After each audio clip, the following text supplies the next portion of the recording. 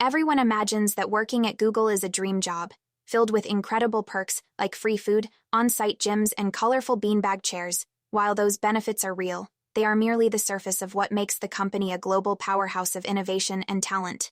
The true secret to its success lies in a deeply intentional and often counterintuitive philosophy of people management. This approach, meticulously crafted by its people operations department, transforms the traditional workplace by putting freedom, trust, and data at the core of its culture. It's a system designed not just to attract the world's brightest minds, but to unleash their full potential.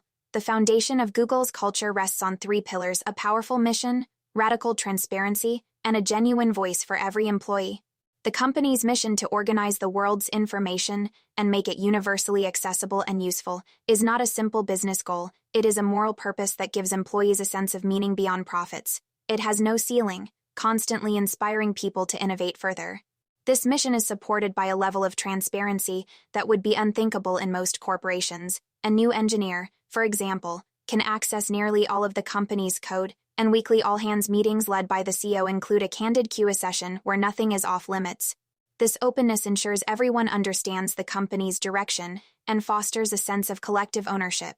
Finally, every employee is given a voice to help shape how the company is run. Many of Google's internal practices, like its Bureaucracy Busters program, originated from employee suggestions, proving that good ideas are valued no matter where they come from. To build this culture, you need exceptional people. Google invests far more resources into hiring than into training, operating on the principle that it is better to recruit a star performer than to try and train an average employee into one.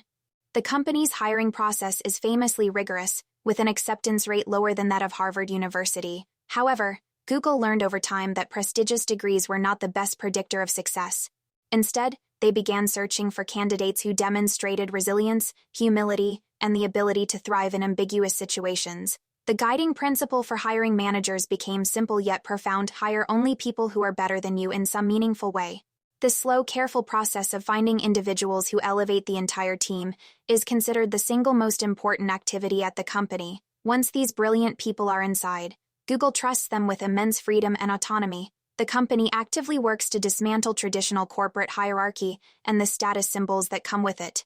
There are very few management layers, and senior executives receive the same resources as new hires. Instead of managers controlling every decision, employees are encouraged to take ownership of their work and lead through influence rather than authority. To prevent chaos and ensure fairness, decisions are guided by data, not by a manager's opinion. This core principle, don't politic, use data, is applied to everything from product development to sensitive issues like promotions. By relying on objective information, the company removes bias and makes its reasoning clear to everyone, fostering trust even when people disagree with a final outcome. Google also takes a unique approach to managing the full spectrum of employee performance. Most companies focus on the average majority, but Google sees immense opportunity in studying the outliers, the best and the worst performers. It puts its top employees under a microscope to understand exactly what makes them so effective, identifying their best practices and turning those insights into training programs for everyone else.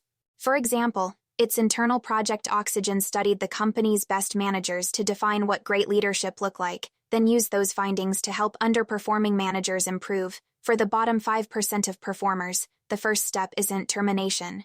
It's a compassionate offer of help, coaching, and training. Often, poor performance is a result of a skills mismatch or a personal issue, and Google tries to find a more suitable role within the company before letting someone go. This data-driven and people-centric approach extends to training and development. While American companies spend billions on training programs that are often ineffective, Google avoids this trap by using its own people as the best teachers. It identifies its top experts in every field, from sales to engineering, and asks them to train their peers. This internal peer-to-peer model is not only more cost-effective, but it also creates a stronger, more collaborative community. Training is designed to be highly practical, breaking down complex skills into small, repeatable tasks where employees can get immediate feedback and make measurable improvements.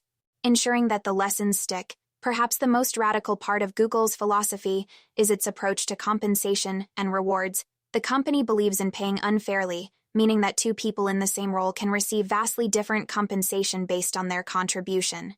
A truly exceptional engineer is worth thousands of times more than an average one, and their pay should reflect that extreme difference. This practice helps retain top performers who might otherwise leave for better offers. Google also learned that money is not always the best motivator. After an experiment with multi-million-dollar cash awards created jealousy and unhappiness, the company shifted to rewarding teams with unique experiences, like a group trip to Hawaii. These shared memories proved far more effective at building morale and camaraderie than cash. Crucially, Google even rewards failure, recognizing that true innovation requires taking big risks. Teams that work on ambitious projects that ultimately fail are still celebrated for their bold efforts. Of course, a culture of such extreme openness and freedom is not without its challenges. Transparency can lead to damaging leaks, innovation can lead to a cluttered portfolio of failed products, and generous perks can lead to a sense of entitlement among employees. Google confronts these dark sides head-on. When a leak happens, the person responsible is found and fired. And the company is transparent about the incident to reinforce its values. Periodically, the CEO leads a spring clean to discontinue products that are not succeeding, openly explaining the reasoning to maintain focus.